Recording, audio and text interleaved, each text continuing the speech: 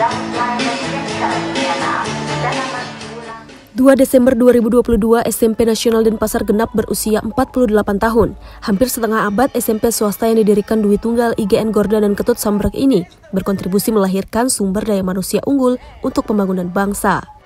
48 tahun tentu bukan usia muda lagi. Kepala Spenas Niputu Supatmi menilai angka 2 digit itu punya filosofi yang dalam.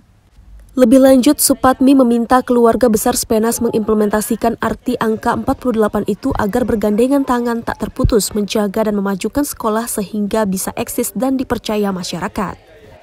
SMP Nasional ini sudah mengeluarkan peserta didik anak bangsa yang berkualitas, unggul dalam mutu, yang juga tidak hanya kita dalam pengetahuan saja membimbing mereka, juga di dalam pendidikan moral, yaitu karakter.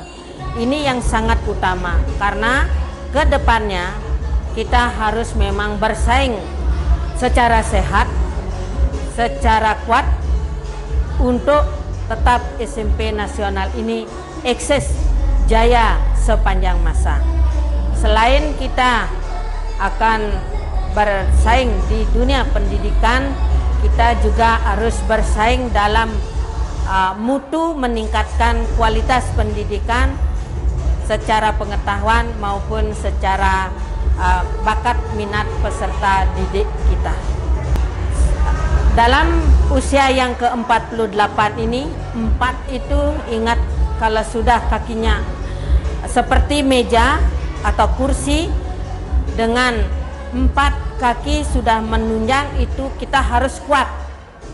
Dengan angka 8 yang tidak putus, itu saling bergandengan, tidak putus-putus, kita harus selalu bergandengan tangan supaya SMP Nasional ini betul-betul kuat, terutama dalam membina, mengembangkan peserta didik di SMP Nasional Denpasar.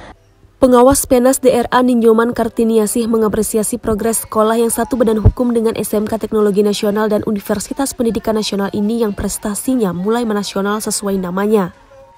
Pengelolaan manajemen sekolah juga sangat baik. Buktinya, Spenas bisa bertahan hingga hampir setengah abad. Hal ini tentu tidak mudah bagi sekolah swasta. Selama 12 tahun ini banyak sekali kemajuan yang diraih oleh SMP Nasional sampai ke ulang tahun ke-48 ini.